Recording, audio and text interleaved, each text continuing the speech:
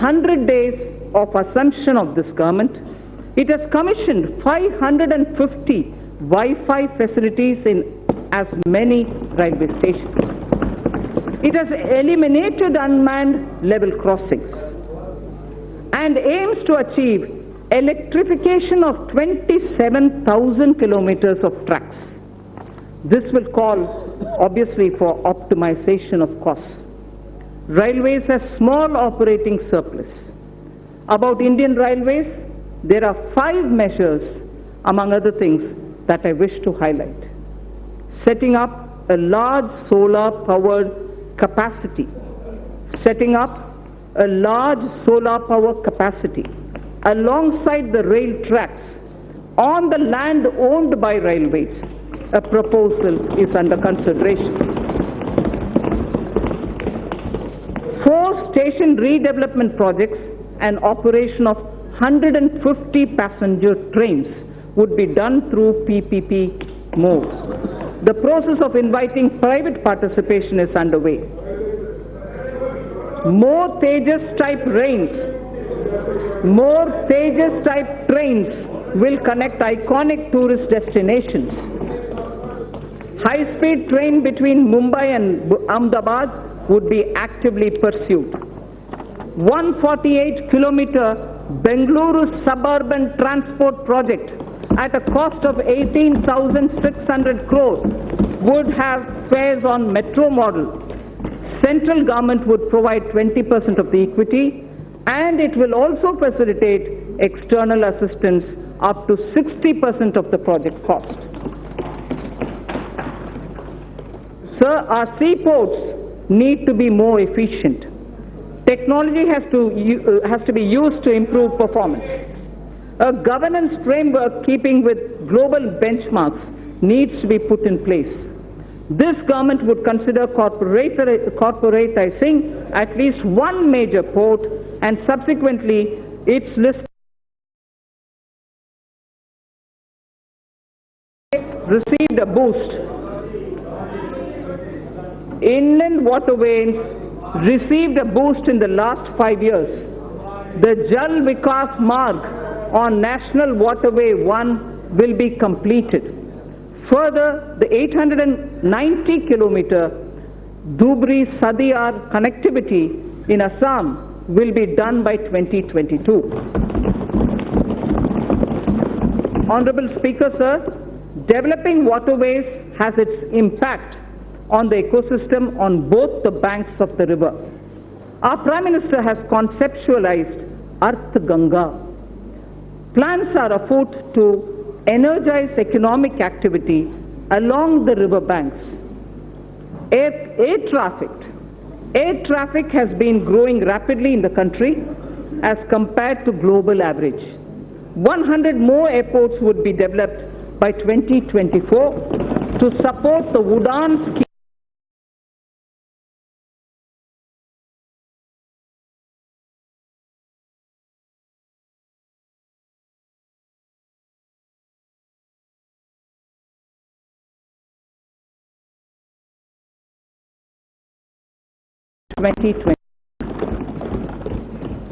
So taking electricity to every household has been a major achievement of this government. However, the distribution sector, particularly the DISCOMs, are under financial stress. The ministry intends to promote smart metering. I urge all the states and union territories to replace conventional energy meters by prepaid smart meters in the next 3 years. Also, this would give consumers the freedom to choose the supplier and the rate requirements. So this is a very important step in reaching electricity to all people. This would give consumers the prepaid meters, the smart meters, would give consumers the freedom to choose the supplier and the rate as per their requirements. Further measure to reform DISCOMs would be taken. I propose to provide 22,000 crores to power and renewable energy sector for the year 2020-21. So now I come to oil and natural gas. In the upstream sector, oil and gas, the open acreage license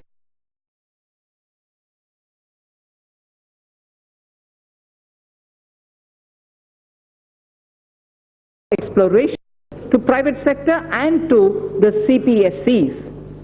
City gas distribution rights are also awarded. Further, it is proposed to expand the national gas grid from the present 16,200 kilometers. At the moment, it is 16,200 kilometers only. We propose to expand it to reach 27,000 kilometers. To deepen the gas markets in India, further reforms will be undertaken to facilitate transparent price discovery and also ease of transactions. So I come to talking about the new economy now. The new economy is based on innovations that disrupt established business models. Artificial intelligence, Internet of Things, 3D printing, drones, DNA, data storage, quantum computing, etc. are all rewriting the world economic order. India has already embraced a new paradigm such as the sharing economy with aggregator platforms displacing conventional businesses. Government has harnessed new technologies to enable direct benefit transfers and financial inclusion on a scale like never before. It's now a cliche, data is the new oil. And it is true that analytics, fintech, and Internet of Things are changing the way we deal with our lives. To take advantage of this, I propose to bring out soon a policy to enable private sector to build data center parks throughout the country. Building data center parks throughout the country. It will enable our firms to skillfully incorporate data in every step of their value chains. Our vision is that all public institutions at the Gram Panchayat level, such as Anganwadis, health and wellness centers,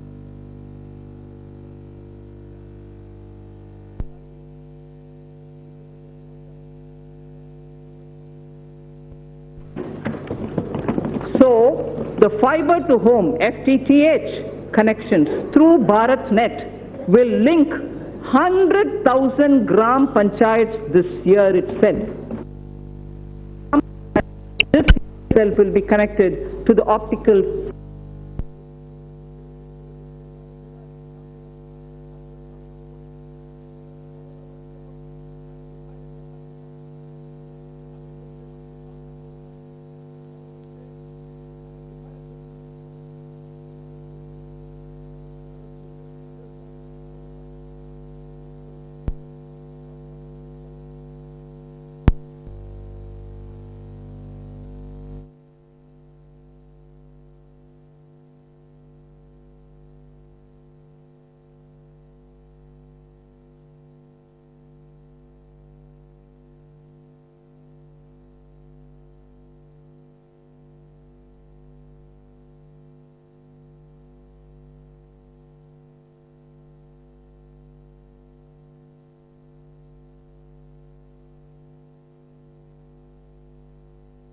sectors for designing, fabrication and validation of proof of concept and further scaling up technology clusters harboring such test beds and small-scale manufacturing facilities would be established.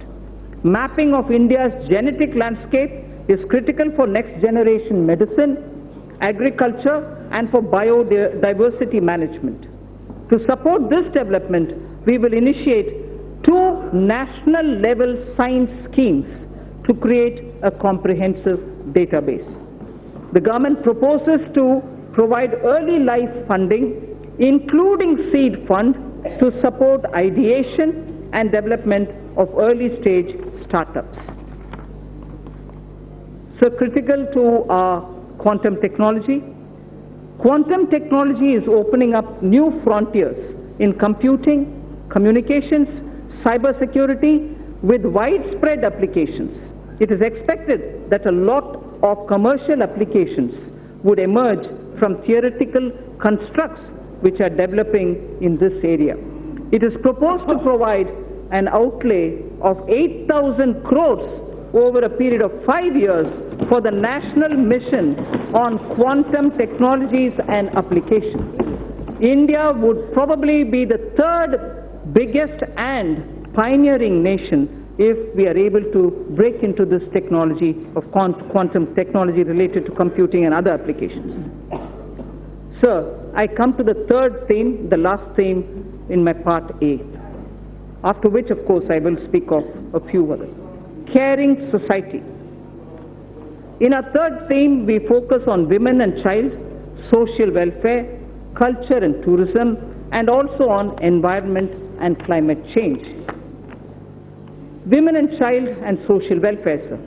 I am pleased to inform the House that Beti Bachao, Beti Padhao has yielded tremendous results. Gross enrollment. Sir, if you hear the data, I think it's important not to politicize issues related to women. Beti Bachao, Beti Padhao has yielded tremendous results. Gross enrollment ratio of girls across all levels of education is now higher than boys. At elementary level, it is 94.32% as against 89.28 for boys. At secondary level, it is 81.32% as compared to 78% for boys.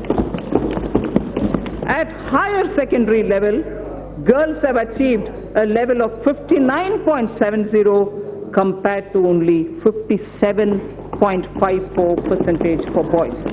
So girls are actually under Beti Padhao benefiting from the scheme. Health of mother.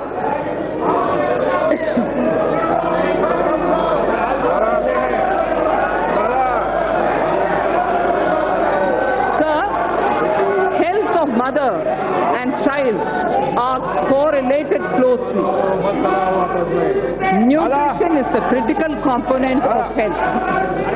To improve nutritional status of children 0 to 6 years, adolescent girls, pregnant women, and lactating mothers, our Prime Minister launched a Poshan Abhiyan in 2017-18. More than 6 lakhs Anganwadi workers are equipped with smartphones to upload the nutritional status of more than 10 crore households.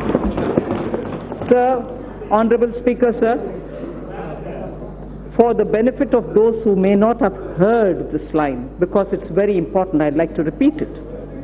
To improve the national nutritional status of children in 0 to 6 years of age, adolescent girls, pregnant women and lactating mothers, our Prime Minister launched a Poshan Abhiyan in 2017-18. More than 6 lakh Anganwadi workers are equipped with smartphones to upload the nutritional status of more than 10 crore households. The scale of this development is unprecedented. So the next is, women's age of marriage was increased from 15 years to 18 years in 1978 by amending erstwhile Sharda Act of 1929. As India progresses further, opportunities open up for women to pursue higher education and careers.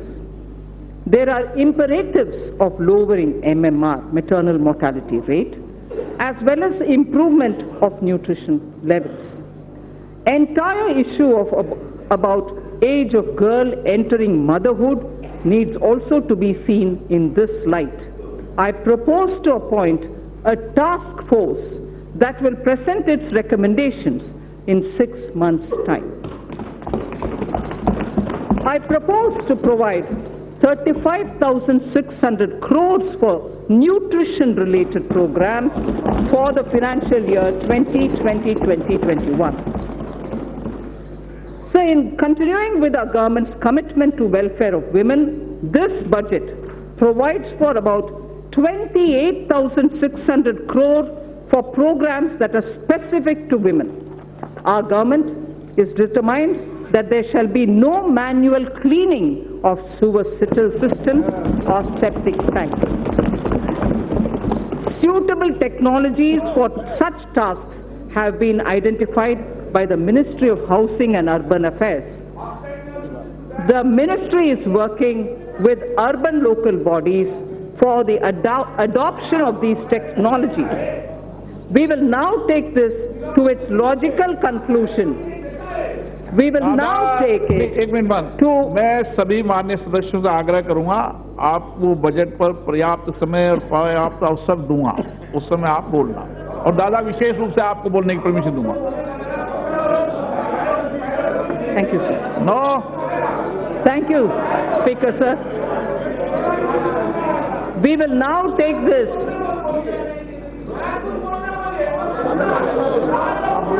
We will now take this to its logical conclusion through legislative and institutional changes. Financial support for wider acceptance of such technologies will be provided. In furthering this government's commitment towards the welfare of scheduled castes and other backward classes, I propose a budget provision of about 85,000 crores for 2020-21 for scheduled castes and other backward classes. I repeat, I propose a budget provision of about 85,000 crores for 2020-21. In furthering the development and welfare of scheduled tribes, sir, I provide in the budget for the year 2020-21 an amount of 53,700 crores. For scheduled tribes, I repeat, we provide 53,700 crores. This government is mindful of the concerns of senior citizens and Divyang. Accordingly, an enhanced allocation of about 9,500 crores is being provided for 2020-21. So now I move to the second of the third topic theme that I have, which is culture and tourism. Our government proposes to establish an Indian Institute of Heritage and Conservation under Ministry of Culture. It shall have the status of a deemed university to start with. Acquisition of knowledge in disciplines such as museology and archaeology are essential for collecting and analyzing scientific evidence of such findings and for dissemination through high-quality museums. Currently, lack of trained manpower is a handicap for both these disciplines, and therefore it also has a negative impact on tourism. 5 archaeological sites would be developed as iconic sites with on-site museums. They are Rakhi Ghadi, Haryana; Hastinapur, Uttar Pradesh; Shiv Sagar in Assam; Dholavira, Gujarat; Adichanallur, Tamil Nadu. I repeat, 5 archaeological sites would be developed as iconic sites with on-site museums. They are Rakhi Ghadi, Haryana; Hastinapur, Uttar Pradesh; Shiv Sagar, Assam; Dholavira, Gujarat; and Adichanallur in Tamil Nadu. Our Prime Minister in January 2020 announced recuration of the Indian Museum in Kolkata, which is the oldest in the country. In the historic old Mint building, Kolkata, a museum on numismatics and trade will also be located. 4 more museums from across the country shall be taken up for renovation and recuration so that a world-class experience can be offered to our visitors. Our government shall also support setting up of a tribal museum in Ranchi, Jharkhand. So I spoke about the Sindhu-Saraswati civilization. A maritime museum would be set up at Lothal, the Harappan Age maritime site near Ahmedabad, by the Ministry of Shipping. I propose to provide 3,150 crore for Ministry of Culture for the year 2021. Sir, India has moved up from the rank 65 in 2014 to 34 in 2019 in the Travel and Tourism Competitive Index, the World Economic Forum's index. Foreign exchange earnings grew 7.4% to 1.88 lakh crores for the period January to November 2019 from 1.75 lakh crores. From 1.75 lakh crores, it has gone up to 1.88 lakh crores. Growth of tourism directly relates to growth and employment. States have a critical role to play. I expect the state governments to develop a roadmap for certain identified destinations and formulate financial plans during 2021 against which specified grants will be made available to the states from the center in the year 2020-21.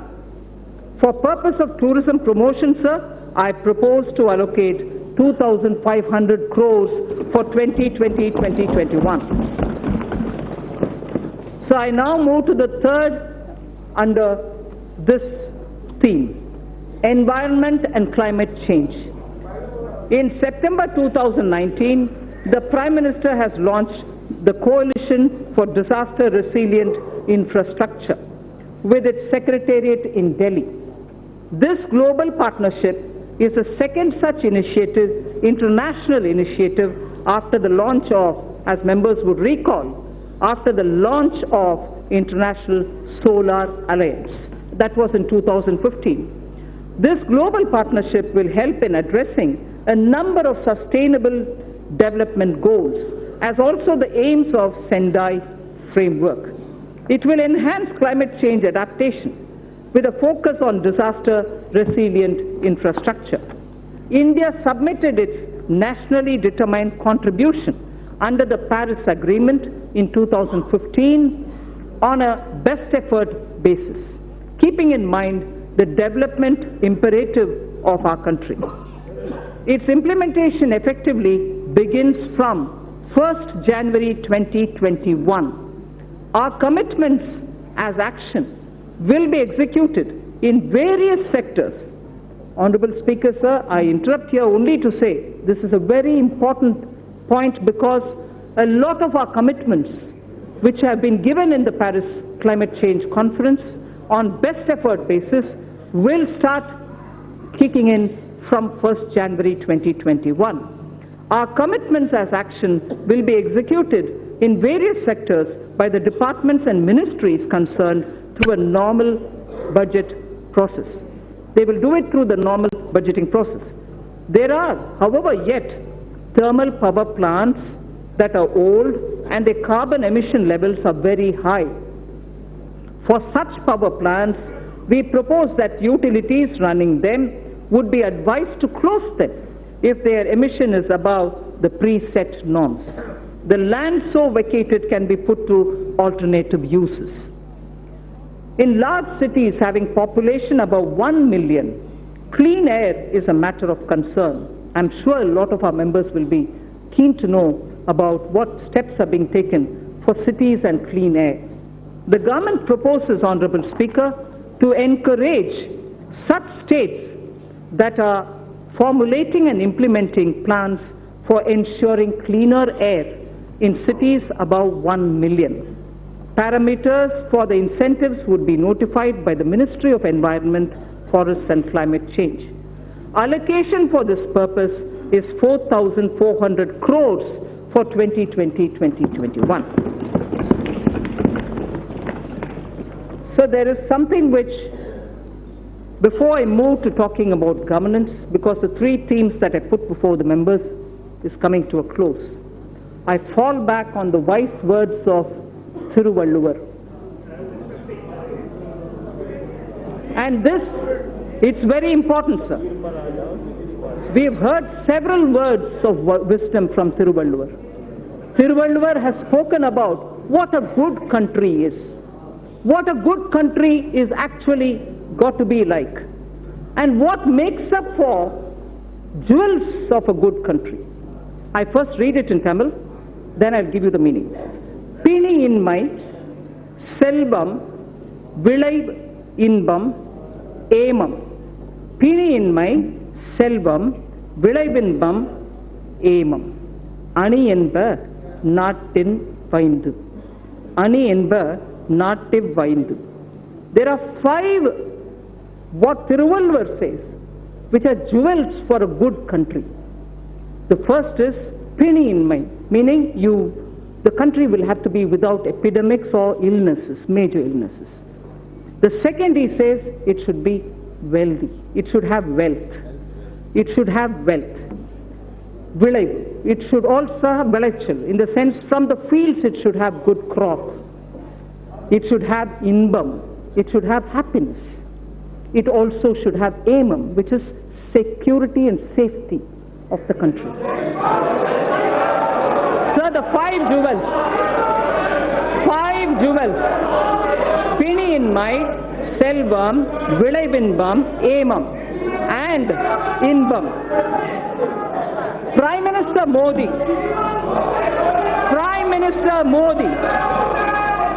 Ayushman Bharat for health for all is Pini inmai. Selvam, wealth creators will be respected in this country. Wealth creators will be respected in this country. Selvam. Vilaichal. Having good crops. Farmer PM Kisan. Doubling of income. Use of fertilizers and proper growth leads to surplus in horticulture, surplus in Silhan, surplus now, probably also in Dalhan. So the Prime Minister's program at health, at creating and giving respect for wealth creators, and improving agricultural output, and looking at ease of living, bringing happiness to people, and above all, the 5th, aimam. This country's national security. You have enough proof to say national security is the top priority of this government.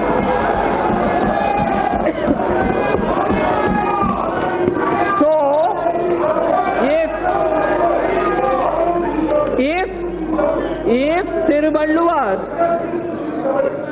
Thiruvalluvar, आपको कुछ होना चाहिए, तमिल में पढ़ा है, बैठ जाइए. That's right, sir. If Thiruvalluvar identified the 5 jewels for a good country, those 5 jewels are the ones which Prime Minister Modi is now addressing through his program. For health, Ayushman, for wealth creators, a respectable and honorable climate, good crops, happiness through ease of living, and national security. So, now with all that said, the bouquet of flowers which I would like to give every citizen with trust and faith, had flowers and aspirational India, a set of flowers under aspirational India, had set of flowers under environment and economy and also commerce and industry. A third set of flowers was under the caring India, caring society that we want to have. Now this bouquet of flower is held by 2 hands, governance and other financial institutions. I speak about governance, sir, which is very important. Good governance is what is going to be giving faith to the people. Honorable Speaker, sir, all the while I have explained the color and composition of the bouquet of flowers, schemes and programs. They were grouped under Aspirational India, Economic Development and Caring India. Now I speak about the two hands that will hold them. One such a hand is governance, which is clean, corruption-free, policy-driven, and good in its intent. And most importantly, trusting in faith, trusting every citizen, the aspirational youth, the hard-working women.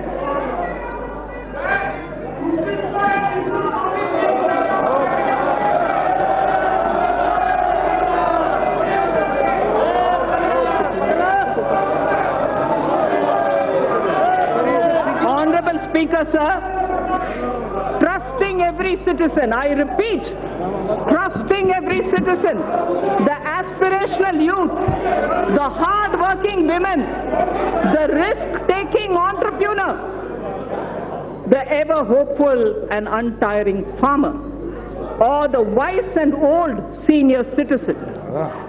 Many among them are taxpayers. Others may not be taxpayers now. Our Prime Minister has laid before us ease of living as a goal to be achieved on behalf of all citizens. An important aspect of both ease of living and ease of doing business is fairness, efficiency of tax administration. We wish to enshrine, this is important, Honorable Speaker. This is important, sir. Money being allocated to various programs is finance of this country. This is very important, sir.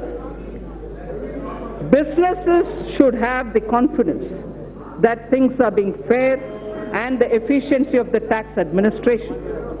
We wish to enshrine in the statutes a taxpayer charter through this budget. A taxpayer charter is getting institutionalized into the statutes. It's going to be enshrined as a part of our laws. That's building trust. A taxpayer statutes will be a part of a taxpayer charter will be a part of our statutes. Our government would like to reassure taxpayers that we remain committed to taking measures so that our citizens are free from harassment of any kind. We mean it, and we are willing to put it in the law. Tax harassment cannot be tolerated when we are talking about citizens and wealth collectors. There has been a debate about building into statutes criminal liability for acts that are civil in nature. This is important, sir. There has been a debate about building into statutes criminal liability for acts that are civil in nature. Hence, for Companies Act, certain amendments are proposed to be made that will correct this. Similarly, other laws would also be examined where such provisions exist, and attempts would be made to correct them also. The government intends to introduce major reforms in recruitment to non-gazetted posts in governments and public sector banks. At present, candidates have to appear for multiple examinations conducted by multiple agencies at different points of time for similar posts. This places enormous burden on time, effort, and cost for young people.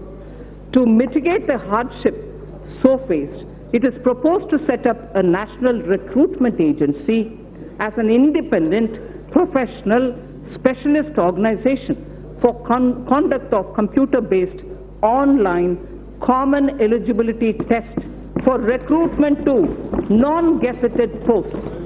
A test center in every district, particularly in the aspirational districts, would be set up. For the speedy disposal of commercial and other disputes, government has constituted various tribunals and specialized bodies. It is proposed to evolve a robust mechanism for appointment, including direct recruitment to these bodies to attract best talents and professional experts. A stable and predictable business environment is a key objective of this government. There is also a strong argument for ensuring that contracts are honored. India has a sound framework related to Contracts Act. We shall deliberate upon strengthening it. There is a growing need, sir, for Indian statistical system to meet the challenges of real-time monitoring of our increasingly complex economy. Data must have strong credibility. The proposed new national policy on official statistics would use latest technology, including artificial intelligence.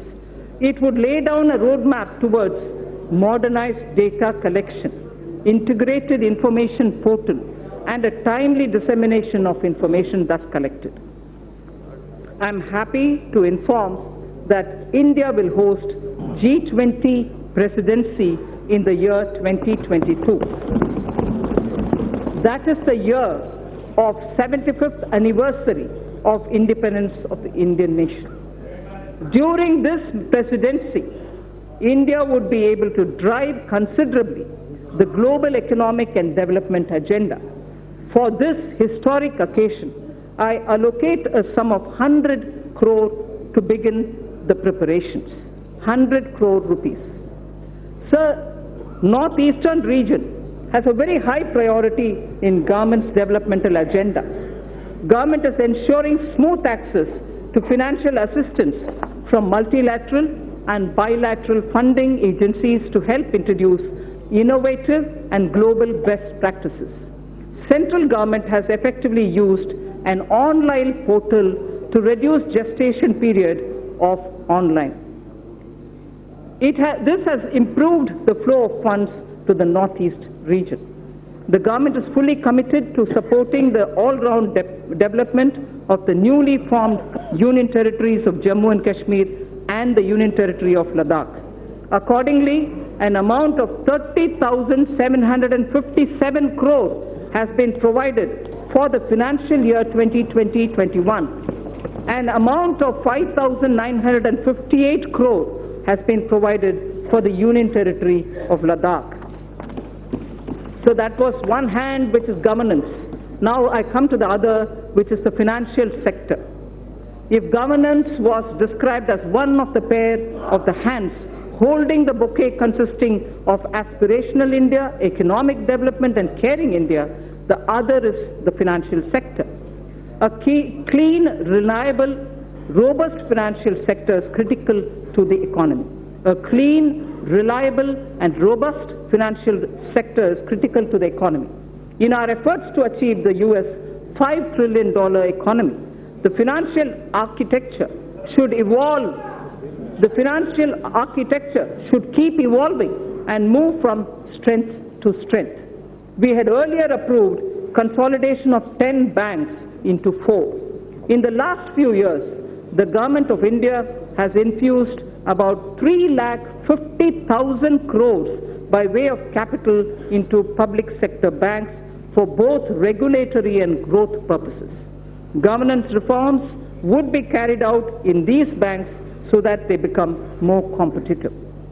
A few among them will be encouraged to approach capital market to raise additional capital. Sir, I wish to inform this august House that robust mechanism is in place to monitor the health of all scheduled commercial banks and that depositors' money is absolutely safe. I wish to underline, sir, that this August House should know that robust mechanism is in place to monitor the health of all scheduled commercial banks and that depositors' money is absolutely safe. Further, the Deposit Insurance and Credit Guarantee Corporation has been permitted to increase deposit insurance coverage for a depositor. It is now standing at 1 lakh of rupees to 5 lakh per depositor.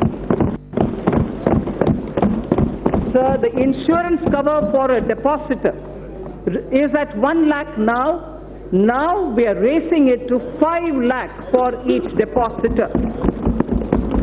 So to strengthen the cooperative banks, amendments to the Banking Regulation Act are proposed for increasing professionalism, enabling access to capital, and improving governance and oversight for sound banking through the RBI. The limit for NBFCs to be eligible for debt recovery under the securitization and reconstruction of financial assets and enforcement of security interests under the SARFAESI Act 2002 is proposed to be reduced from 500 crores to asset size 100 crores only, or loan size from existing 1 crore to 50 lakhs.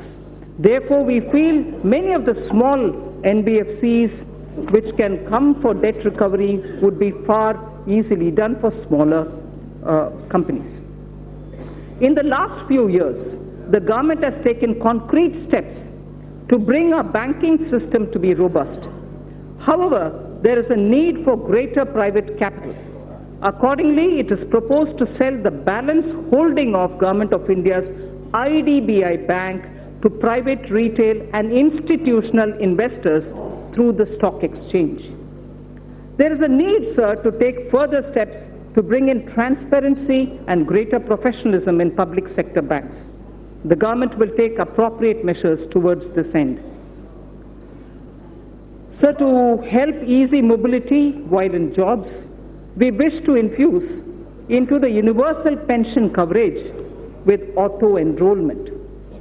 Also, we wish to place such mechanisms which can enable interoperability and provide safeguards for the accumulated corpus. Regulating role of PFRDAI, which is the pension regulatory body, requires strengthening. Necessary amendments would be carried out in Pension Fund Regulatory Development Authority of India Act that will also facilitate separation of NPS trust for government employees from the PFRDAI.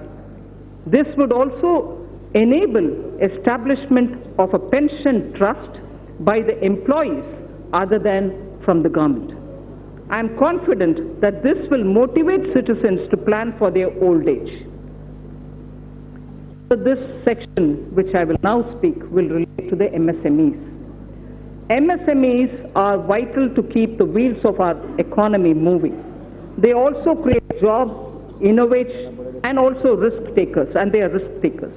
Several measures for the MSMEs have been taken in the past few years. There are more steps proposed in this budget also. I propose to make necessary amendments to the Factor Regulation Act 2011. This will enable NBFCs to extend invoice financing to the MSMEs through TREDS, thereby enhancing the economic and financial sustainability. Working capital credit remains a major issue for the MSMEs. It is proposed to introduce a scheme to provide subordinate debt for entrepreneurs of MSMEs. This subordinate debt to be provided by banks would count as quasi-equity and would be fully guaranteed through the Credit Guarantee Trust for medium and small entrepreneurs. The corpus of the CGT MSE would accordingly be augmented by the government. More than 5 lakh MSMEs have benefited from restructuring of debt permitted by RBI in the last year. The restructuring window was to end on 31st March 2020.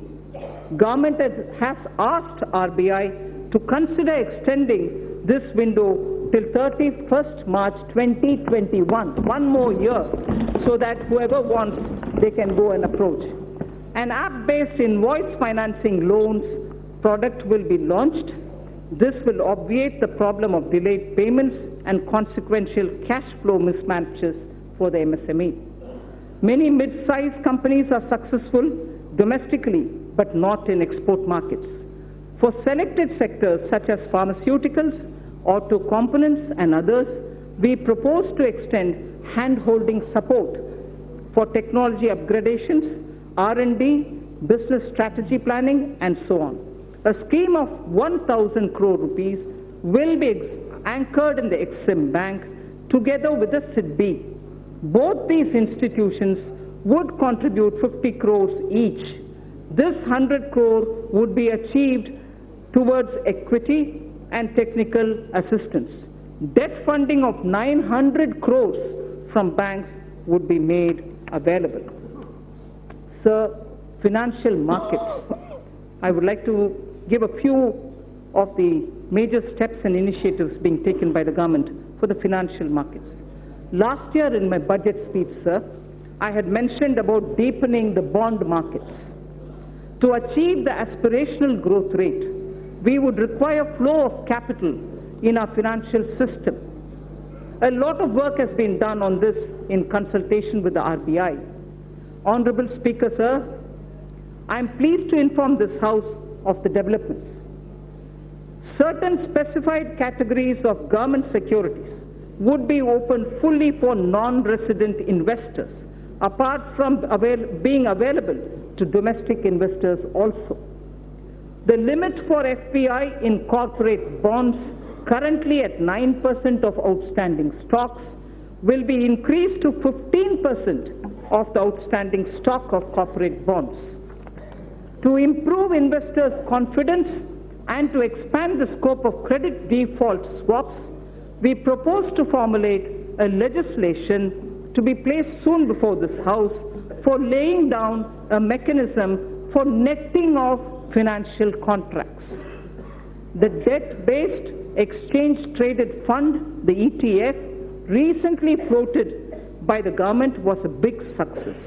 Government proposes to expand this by floating a new debt ETF consisting primarily of government securities. This will give retail investors access to government securities as much as giving an attractive investment for pension funds and long-term investors. So to address the liquidity constraints of the NBFCs and the HFCs, this was very much talked about between July and December last year, sir, 2019. Liquidity constraints was very frequently mentioned to us.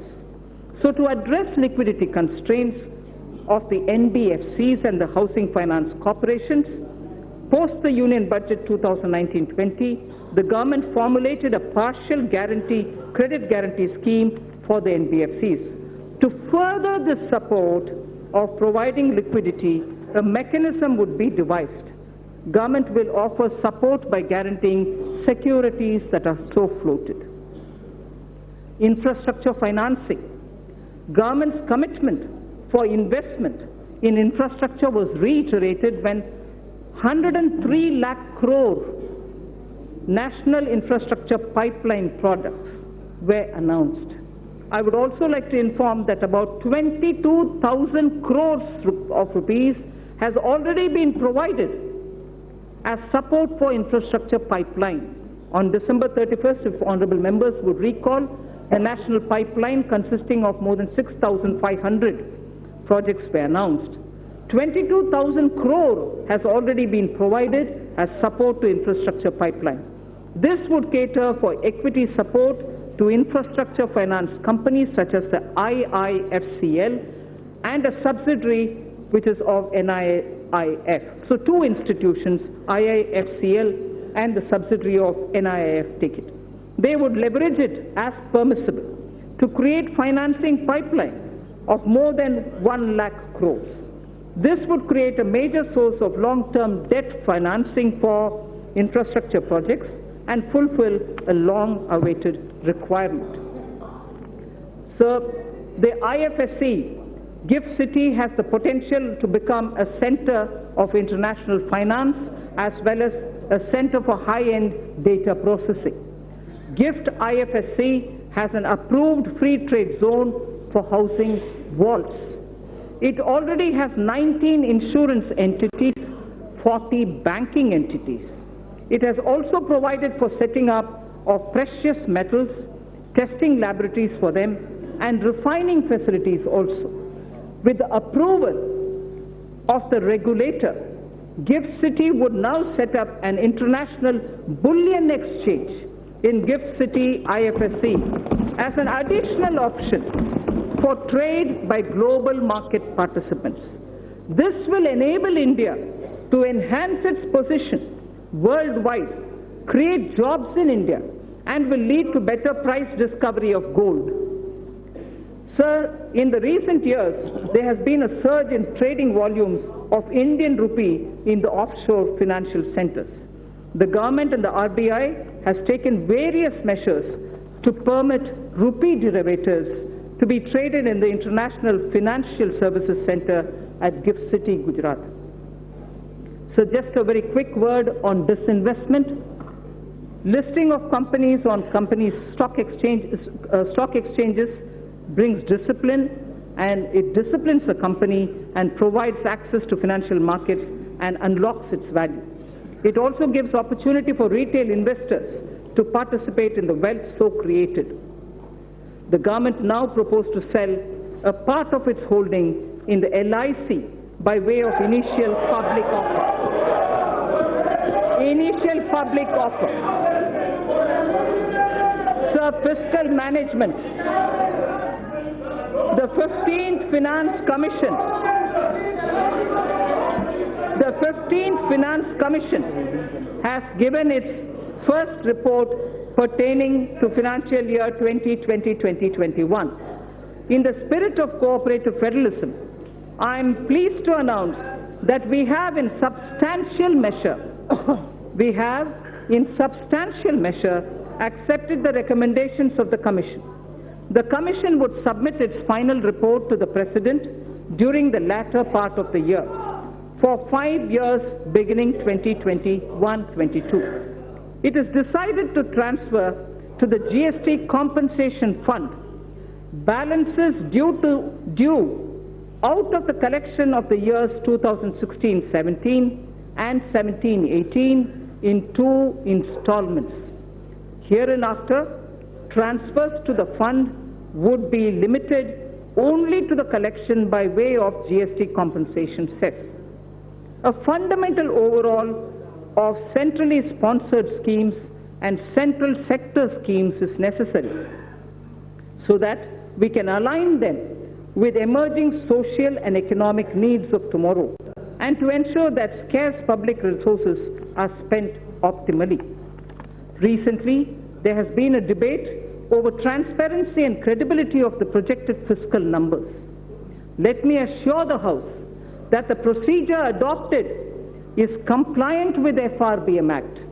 This is also consistent with the practices hitherto followed. However, for greater clarity, I have enumerated those central government debt that are not part of the market borrowing and are used to fund the expenditure at the annex. I'd like to repeat this line, sir.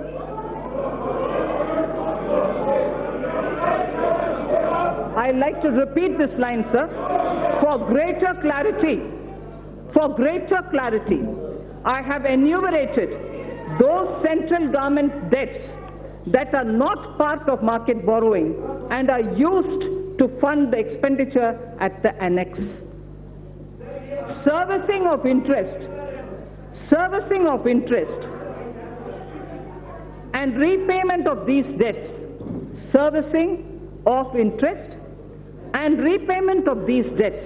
as hitherto done, are done out of Consolidated Fund of India. So now I come to some numbers. Revised estimates of expenditure for the financial year 2019-20 are at a level of 26.99 lakh crores, and the receipts are estimated at 19.32 lakh crores. We have estimated nominal growth of GDP for the year 2020-21 on the basis of trends available at 10%. Accordingly,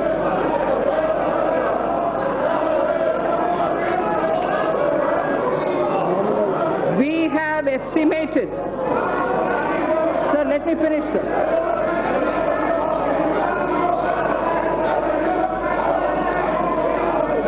So we have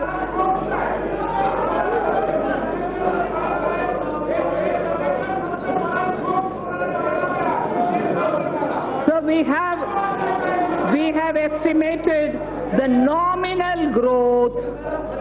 We have estimated the nominal growth of GDP for year 2020-21 on the basis of trends available at 10%.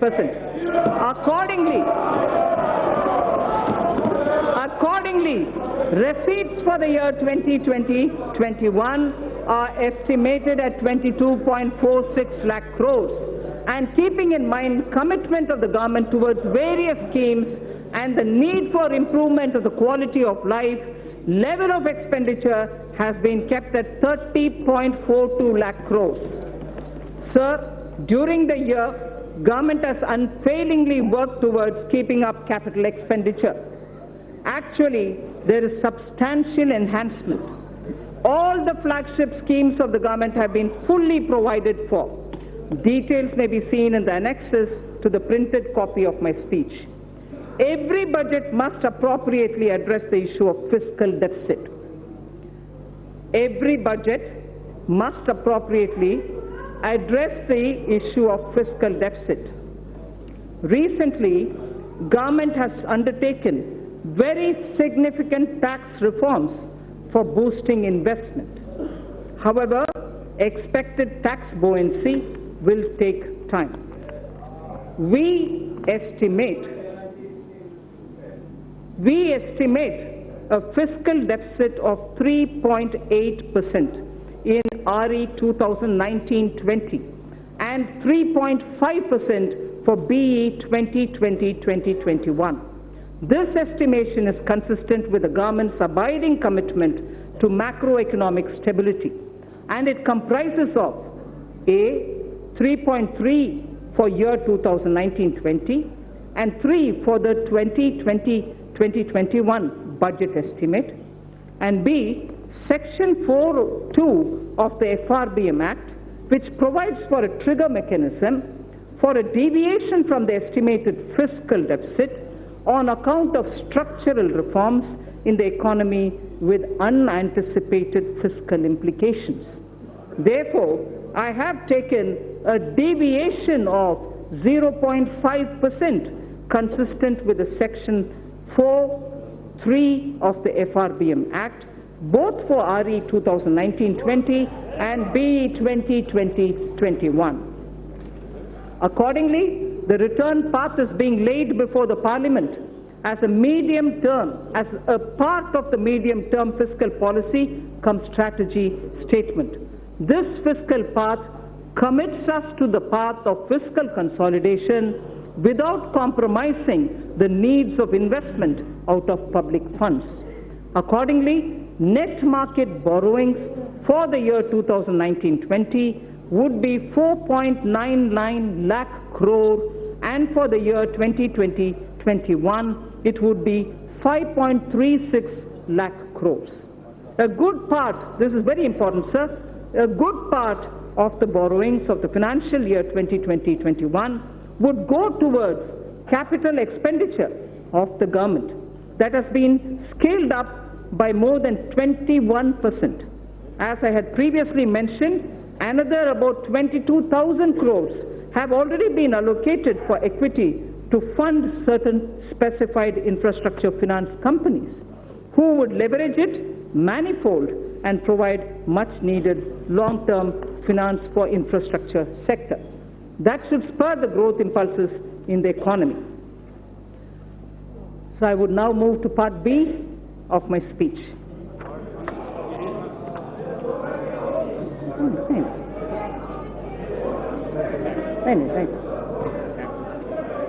Direct tax.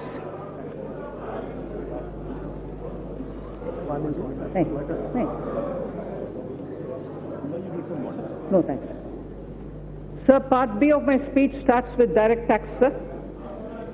Honorable Speaker, sir, our government has spearheaded radical fiscal measures to ensure that Indian economy continues to tread the path of high growth. There are times when countries are competing with each other like never before to become the most attractive destination for doing business. Therefore, to make sure that India stays globally competitive, and a favored destination for investment, we took a bold historic decision of reducing the corporate tax rate for new companies in the manufacturing sector to an unprecedented level of 15%. Similarly, for the existing companies, the rate has also been brought down to 22%, which is the lowest in the world now. This will enable companies to expand their businesses and make fresh investments in the coming future. Though we will have loss of substantial revenue due to these measures in the short run, I'm certain that our economy will reap huge returns on this score in due course. So one quick verse from Raghuvamsa, written by Kalidasa.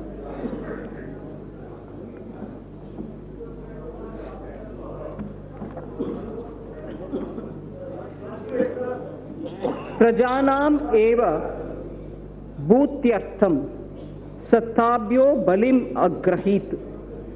Prajanam eva bhutyartham satabhyo balim agrahit. Sahasra gunam utsrashtam adatte hi rasam ravihi. Surya, the sun, collects vapor from little drops of water. He collects only from little drops of water. So does the king. They give back copiously. They collect these from the people only for their well-being. So the collection of taxes or the vapor from the water drops are only from small trickles, but they all go back to the people manifold. So the purpose of taxation and also the way in which it is done has been voiced even then. And this in Raghuvamsa refers to the Purvaja or the elders belonging to Ikshvaku dynasty, father of Ayodhyapati Rama, Dilipa, grandfather. It refers to Dilipa, the king.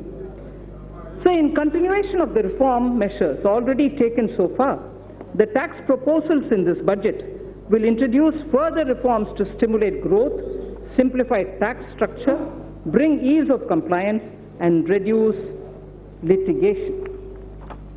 Personal income tax and simplification of taxation. So in the interim budget of 2019, our government exempted individuals having income up to 5 lakh of rupees from paying any income tax. Presently, an individual pays 20% on income between 5 lakh and 10 lakh and 30% on income between 10 lakh. That's the prevailing matrix. Further, currently the Income Tax Act is riddled with various exemptions and deductions which make compliance by the taxpayer and administration of Income Tax Act by the tax authorities a burdensome process.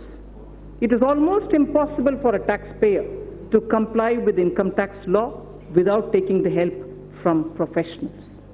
In order to provide significant relief to the individual taxpayers and to simplify the income tax law, I propose to bring a new simplified personal income tax regime wherein income tax rates will be significantly reduced for the individual taxpayers who forego certain deductions and exemptions. Under the new regime, sir, an individual shall be required to pay tax at the reduced rate of 10% for income between 5 lakhs to 7.5 lakhs against the prevailing 20%. So anyone who's earning between 5 to 7.5 lakhs, sir, today pays 20%. We are now reducing it in the new regime, which is devoid of exemptions, to 10% only. So 20% comes down to 10%. Sir, the next example. For income between 7.5 lakhs to 10 lakhs, I earlier said about 5 to 7.5, now I'm saying about 7.5 to 10 lakh. So for income between 7.5 lakh to 10 lakh, he or she will pay at the reduced rate of 15% only against the current prevailing 20%. Sir, similarly, for the income between 10 lakhs to 12.5 lakhs, presently the tax is 30%. For income between 10 lakh to 12.5 lakh, the present prevailing rate is 30%. That is now being brought down to 20% only. Sir, the income between, I spoke about 10 to 12.5 lakhs. Now, 12.5 lakhs to 15 lakhs will be taxed. At the moment, 12.5 to 15 lakhs is taxed at 30%. Now, those earning between 12.5 lakhs to 15 lakhs will be charged at 25% only. Sir, incomes above 15 lakhs will be continued at 30%, but no exemptions at all. Those earning up to 5 lakhs shall not pay any tax either in the old regime or in the new regime. So the proposed tax structure will provide significant relief to taxpayers and more so to those in the middle class.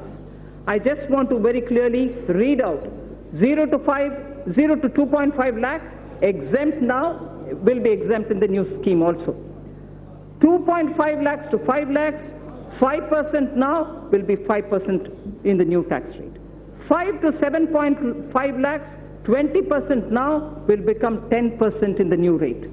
7.5 to 10 lakhs, 20% now will be 15% in the new. 10 to 12.5 lakhs, 30% now will now come to 20%. 12.5 to 15 lakhs, 30% now, 25% in the new rate. Above 15 continues at 30%. In the new tax regime, sir, substantial tax benefit will accrue to a taxpayer depending upon the exemptions and deductions claimed by him.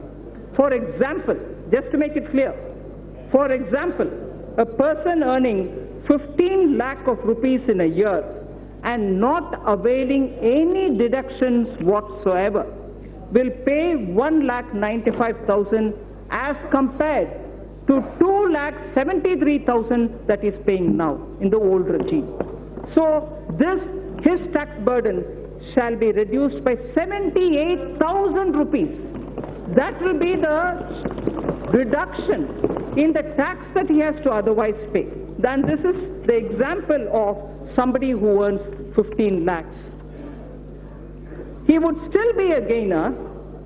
He would still be a gainer in the new regime even if he was taking deduction of 1.5 lakh under various sections of Chapter 6A of the Income Tax Act under the old regime. The new tax regime, sir, shall be optional for taxpayers, so there's no compulsion. Those who want to be in the old regime can continue to be in the old regime, in the old rates, in the whole sets of exemptions and deductions. But those who wish to come into the new are welcome to come into the new. An individual who is currently availing more deductions and exemptions under the Income Tax Act may choose to avail them and continue to pay the tax in the old regime. A new personal tax income tax rates will entail estimated revenue foregone of 40,000 crores per year. We have also initiated measures to pre-fill income tax return so that an individual who opts for the new regime would need no assistance from an expert to file his return and pay income tax. Sir, I will have to put this observation here. In order to simplify income tax system, I have reviewed all the exemptions and deductions which got incorporated in the income tax legislation over the past several decades. In fact, I have that list with me, sir. Somewhere. I have reviewed all the exemptions and deductions which got incorporated in the income tax legislation over the past several decades.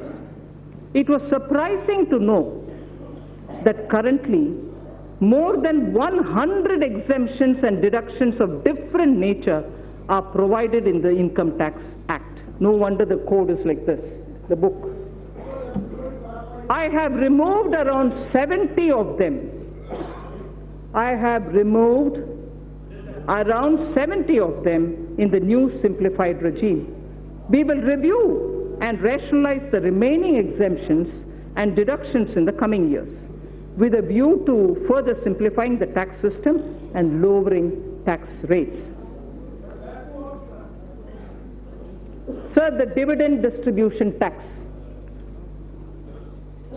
Currently, companies are required to pay dividend distribution tax on the dividend paid to its shareholders at the rate of 15% plus applicable surcharge and cess, in addition to the tax payable by the company on its profits.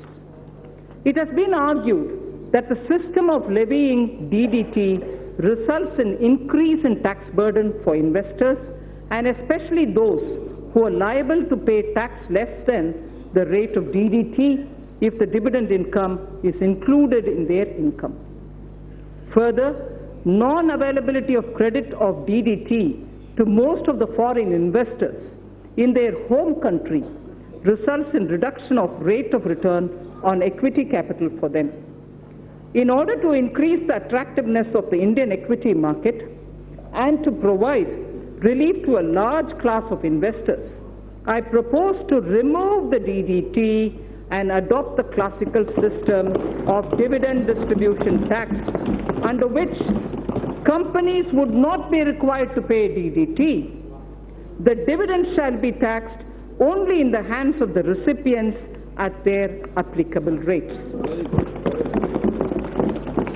Further, in order to remove the cascading effect, I also propose to allow deduction for the dividend received by holding company from its subsidiary. The removal of DDT will lead to estimated annual revenue foregone of 25,000 crores. This is another bold move, sir, which will further make India an attractive destination for investment. Sir, a concessional rate for electricity generation companies. In order to give boost to the manufacturing sector, new provisions were introduced in September 2019, offering a concessional corporate tax rate of 15% to the newly incorporated domestic companies in the manufacturing sector, which start manufacturing by March 31st, 2023, the corporate rate cut which happened in September. In order to attract investment in power sector, I propose to extend the concessional corporate tax rate cut to down to 15% to new domestic companies engaged in the generation of electricity as well. So that corporate rate, which came down to 15% for the new manufacturing companies, will now be available even for power generation companies too. So tax concession for foreign investments. In order to incentivize the investment by foreign sovereign wealth funds of foreign governments in the priority sector, I propose to grant 100% tax exemption to their interest, dividend and capital gains income in respect of investment made in infrastructure and other notified sectors before 31st March 2024 with a minimum lock-in period of 3 years.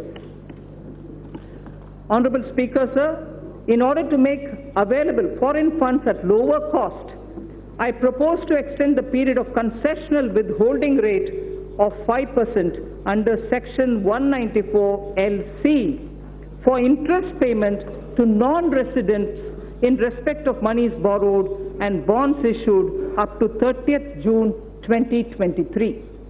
I also propose to extend the period up to 30th June 2023 for lower rate of withholding of 5% under Section 194 LD for interest payment to foreign portfolio investors and qualified foreign investors in respect of bonds issued by Indian companies and government securities. I further propose to extend the concessional rate of withholding of 5% under Section 194 LD to the interest payment made on the municipal bonds. In order to incentivize listing of bonds at IFSC exchange, I propose to further reduce the withholding rate from 5% to 4% on interest payment on the bonds listed on its exchanges. Startups. Startups have emerged as an engine of growth for our economy. Over the past year, our government has taken several measures to handhold them and support their growth. During their formative years, startups generally use Employee Stock Option Plan, the ESOP, to attract and retain highly talented employees. ESOP is a significant component of compensation for these employees. Currently, ESOPs are taxable as perquisites at the time of exercise. This leads to cash flow problem for the employees who do not sell the shares immediately and continue to hold the same for long term.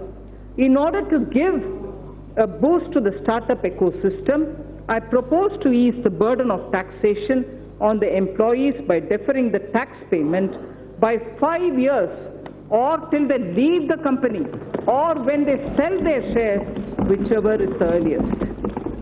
Further, an eligible startup having turnover of up to 25 crores is allowed a deduction of 100% of its profits for 3 consecutive assessment years out of 7 years.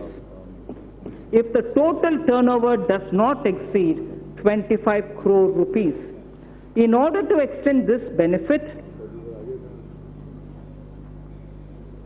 to larger startups also, I propose to increase the turnover limit from existing 25 crores to 100 crores. Moreover, considering the fact that in the initial years, a startup may not have adequate profit to avail this deduction, I propose to extend the period of eligibility for claim of deduction from the existing 7 years to 10 years. So the corporate rate cut in September has led to a lot of cooperatives who are asking for level playing field. Cooperative societies play an extremely important role in our economy in facilitating access to credit, procurement of inputs, and marketing of products to their members. These cooperatives are currently taxed at the rate of 30% with surcharge and cess. As a major concession, and in order to bring parity between cooperative societies and corporates, I propose to provide an option to the cooperative societies to be taxed at 22% plus 10% surcharge and 4% cess with no exemption or deductions. Further, I also propose to exempt these cooperative societies from alternative minimum tax, the AMT, just like companies under the new tax regime are exempted from minimum alternative tax, the MAT. MAT for corporate tax, corporates were removed, and similarly now AMT for the cooperatives is also being moved. Medium and small and micro enterprises, the MSMEs. Currently, businesses having turnover of more than 1 crore rupees are required to get their books of accounts audited by an accountant. In order to reduce the compliance burden on small retailers, traders, shopkeepers who comprise the MSME sector, I propose to raise by 5 times the turnover threshold for audit from the existing 1 crore to 5 crores. So up to 5 crores, there wouldn't be a requirement for auditing of their accounts. Further, in order to boost less cash economy, I propose that the increased limit shall apply only to those businesses which carry out less than 5% of their businesses and business transactions in cash. So we wish to move to greater digitization. Affordable housing. For realization of the goal of housing for all and affordable housing, in the last budget, I had announced an additional deduction of up to 1,50,000 rupees for interest paid on loans taken for the purchase of an affordable house. The deduction was allowed on housing loans sanctioned on or before 31st March 2020. In order to ensure that more persons avail this benefit and to further incentivize the affordable housing, I propose to extend the date of loan sanction for availing this additional deduction by 1 more year. Further, in order to boost the supply of affordable houses in the country, a tax holiday is provided on the profits earned by developers of affordable housing projects approved by 31st March 2020. In order to promote the affordable housing projects, I propose to extend the date of approval of affordable housing projects for availing the tax holiday by 1 more year again. I propose to extend the date of approval of affordable housing projects for availing this tax holiday by 1 more year. So next is the concession to real estate transactions. Currently, while taxing income from capital gains, business profits, and other sources in respect of transactions in real estate, if the consideration value is less than the circle rate by more than 5%, the difference is counted as income both in the hands of the purchaser and the seller. In order to minimize hardship in the real estate transaction and provide relief to the sector, I propose to increase the limit from 5% to 10%. Charity institutions. Acknowledging the important role played by the charitable institutions in the society, the income of these institutions is fully exempt from taxation. Further, donations made to these institutions are also allowed as deduction in computing taxable income of the donor. Currently, a taxpayer is required to fill the complete details of the in the donation done in the income tax return for availing deduction. In order to ease the process of claiming deduction for donation, it is proposed to pre-fill the donee's information in taxpayer's return on the basis of information of donations furnished by the donee. This would result in hassle-free claim of deduction for the donation made by the taxpayer. Further, in order to claim the tax exemption, the charity institution had to be registered with the income tax department. In the past, the process of the registration was completely manual and scattered all over the country. In order to simplify the compliance for the new and existing charity institutions, I propose to make the process of registration completely electronic, under which a unique registration number shall be issued to all new and existing charity institutions. To facilitate the registration of the new charity institution, which is yet to start their charitable activities, I propose to allow them provisional registration of 3 years. Faceless appeals. Our government is committed to bringing in transformational changes so that maximum governance is provided with minimum government. In order to impart greater efficiency, transparency, and accountability to the assessment process, a new faceless assessment scheme has already been introduced. Currently, most of the functions of the income tax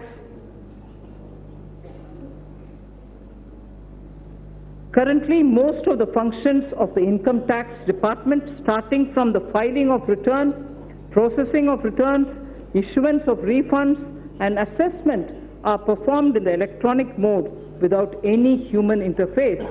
In order to take the reforms initiated by the department to the next level and to eliminate human interface, I propose to amend the Income Tax Act so as to enable faceless appeal on the lines of faceless assessment. So faceless assessment was done, now faceless appeals will also be possible. Sir, Honorable Speaker, Vivad se Vishwas scheme. Vivad se Vishwas scheme. No dispute, but only trust scheme. If I can say it in English, no dispute, but trust scheme. Vivad se Vishwas scheme. Sir, in the past, our government has taken several measures to reduce tax litigations. In the last budget, Sabka Vishwas scheme was brought in to reduce litigation in indirect taxes. It resulted in settling over 1,89,000 cases. Currently, there are 4,83,000 direct tax cases. 4,83,000 direct tax cases pending in various appellate forums, Commissioner of Appeals, Income Tax Appellate Tribunal, High Court, Supreme Court, and so on. This year, I propose to bring a scheme similar to the indirect tax Sabka Vishwas scheme for reducing the litigation even in the direct taxes. Under the proposed Vivad se Vishwas scheme, a taxpayer would be required to pay only the amount of disputed tax and will get complete waiver of interest and penalty provided he pays by 31st March 2020. Those who avail this scheme after 31st March 2020 will have to pay some additional amount, but even then they can come in.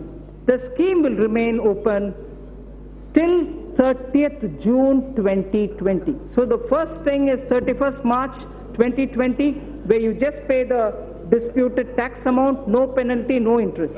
In case you don't do it before that, you move over to 30th June, but where you pay some additional amount. Taxpayers in whose cases appeals are pending at any level can benefit from this scheme. I hope that taxpayers will make use of this opportunity to get relief from vexatious litigation process. So losses of merged banks. As part of consolidation of the financial sector, our government has brought out schemes for merger and amalgamation of public sector banks in order to ensure that amalgamated entities are able to take the benefit of unabsorbed losses and depreciation of the amalgamated entities. I propose to make necessary amendments to the provision of the Income Tax Act. Taxpayers' Charter. I mentioned it briefly in Part A. Any tax system requires trust between taxpayers and the administration. This will be possible only when taxpayers' rights are clearly enumerated. Towards this end, and with the objective of enhancing the efficiency of delivery system of the Income Tax Department, I propose to amend the provisions of the Income Tax Act to mandate the Central Board of Direct Taxes, CBDT, to adopt a taxpayer's charter. The details of the contents of the charter will be notified soon. Instant PAN through Aadhaar. In the last budget, I had introduced the interchangeability of PAN and Aadhaar, for which necessary rules were already notified. In order to further ease the process of allotment of PAN, soon we will launch a system under which PAN shall be instantly allotted online on the basis of Aadhaar without any requirement for filling up of detailed application form. Sir, our government brought in the GST as a historic reform of the indirect taxes in 2017. We also took a path-breaking step of simplifying and rationalizing corporate tax in September 2019. More importantly, we offered a rate of corporate tax which perhaps is the lowest in the world. Continuing on this path, we have now put the personal income tax at its lowest ever rate and totally removed the DDT at the company's hands. Further, the direct taxes are now the lowest simplest and the smoothest. Direct tax on the startups have also seen many reformatory steps in quick succession. Even ease of compliance is seeing unprecedented changes. Last but not the least, personal interface with tax administration is at the minimum level. So last, indirect tax. Indirect tax, sir. As I mentioned earlier in Part A of my speech, reforms are continuing in the GST. A simplified return shall be implemented from 1st April 2020. This is under the pilot run. It will make return filing simple with features like SMS-based filing for nil return, return pre-filling, improved input tax credit flow, and overall simplification. Refund process has been simplified and has been made fully automated with no human interface. Electronic invoice is another innovation wherein critical information shall be captured electronically in centralized system. It will be implemented in a phased manner starting from this month itself on optional basis. It will facilitate compliance and return filing. Several measures have been taken for improving compliance. That has been a worry for many of the states, sir. Aadhaar-based verification of taxpayers is being introduced. This will help in weeding out dummy or non-existent unit. Dynamic QR code is proposed for consumer invoices. GST parameters will be captured when payment for purchases is made through the QR code. A system of cash reward is envisaged to incentivize customers to seek invoice.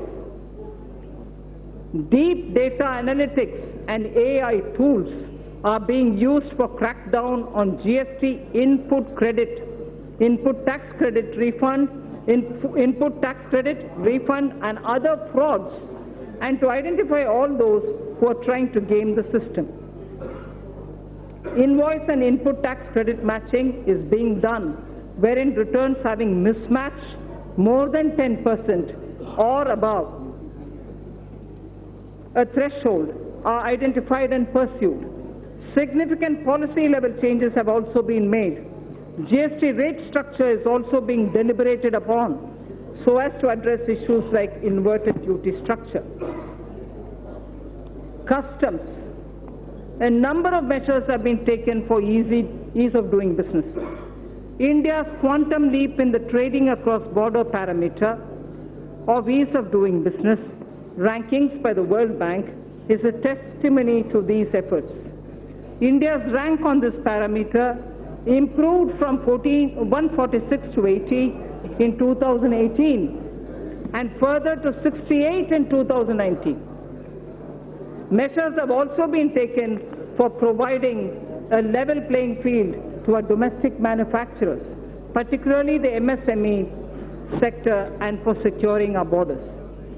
It has been observed that imports under free trade agreements are on the rise. Undue claims of FTA benefits have posed threat to domestic industry. Such imports require stringent checks. In this context, suitable provisions are being incorporated in the Customs Act. In the coming months, we shall review rules of origin requirements, particularly for certain sensitive items,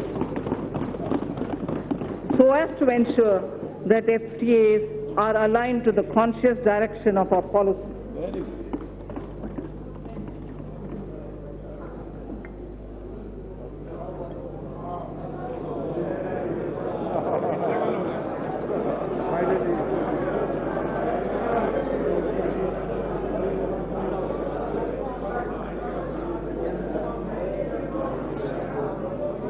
Speaker, sir, we are also strengthening provisions relating to safeguard duties, which are applied when surge in imports causes serious injury to domestic industry. Amended provisions shall enable regulating such surge in imports in a systematic way. The provisions for checking dumping of goods and imports of subsidized goods are also being strengthened for ensuring level playing field for domestic industry. These changes are in line with international best practices. Exemptions from customs duty have been given in the public interest from time to time. However, a number of these have outlived their utility or have become outdated. On review, certain exemptions are being withdrawn. Remaining customs duty exemptions shall be comprehensively reviewed by September 2020 for taking a view on their relevance. I propose to crowdsource suggestions for such reviews. Suggestions would also be invited in respect of the customs laws and procedures for aligning them with the needs of changing times. Sorry.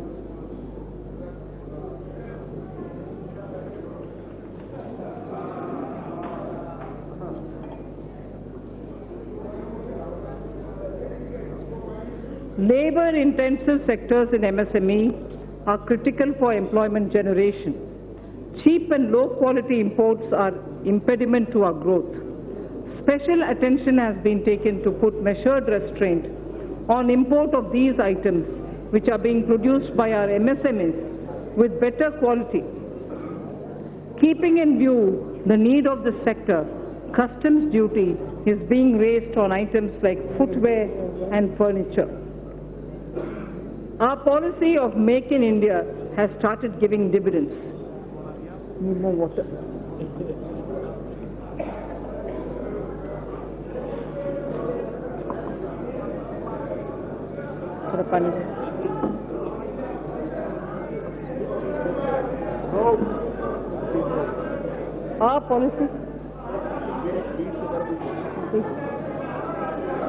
Our policy of Make in India has started giving dividends. India is now making world-class goods and exporting such products. We have made considerable progress in medical equipments too. Thank you. We have made considerable progress in medical equipment too. Till a few weeks back, we were dependent on imports for medical equipment.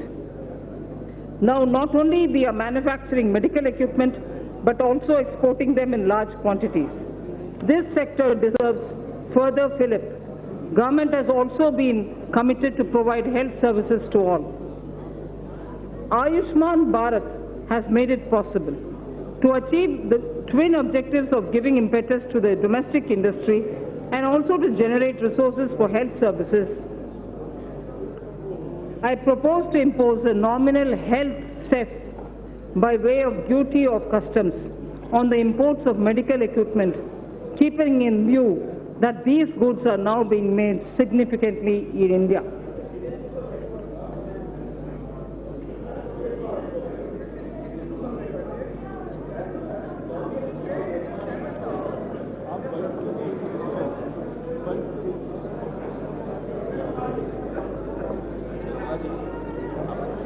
I'm finished.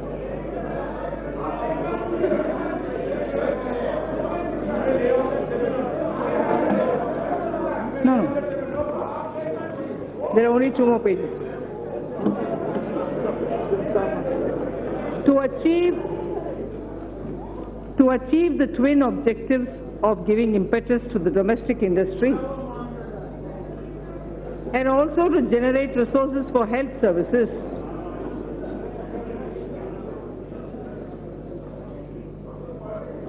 I propose to impose a nominal health cess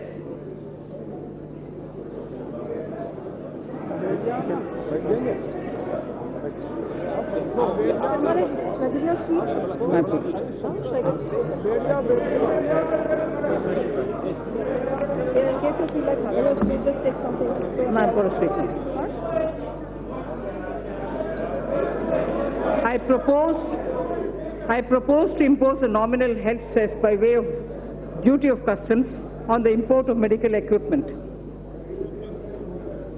keeping in view that these goods are now being made significantly in India. The proceeds of this cess shall be used for creating infrastructure. So I think I will lay the rest of the pages, sir. Please consider as read. Thank you.